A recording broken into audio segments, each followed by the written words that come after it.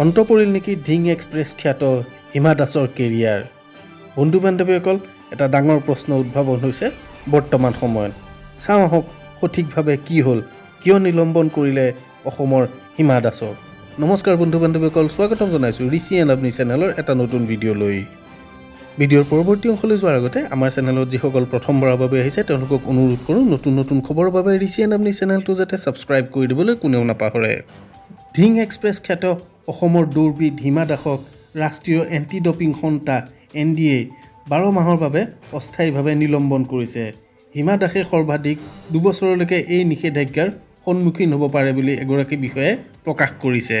খেলুৱৈগৰাকীয়ে কৰা ভুলৰ মাত্ৰাৰ ওপৰত নিৰ্ভৰ কৰি এই শাস্তি এবছৰলৈ হ্ৰাস কৰিব পাৰে বুলিও বিষয়ববীয়াসকলে কয়। নাম প্ৰকাশত অনিচ্ছুক বিষয়াগৰাকীয়ে কয়, হয়, তেওঁ এবছৰৰ ভিতৰত 3টা ডপিং পৰীক্ষা এৰাই চলিছে। সেয়েহে তেওঁক NDAৰ দ্বাৰা অস্থায়ীভাৱে নিলম্বন কৰা হৈছে।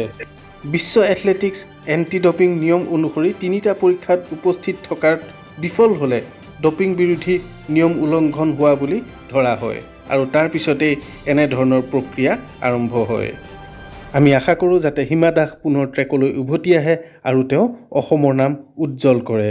আজিৰ ভিডিঅ'টো ইমানতে সামৰণি মাৰিছোঁ। ধন্যবাদ।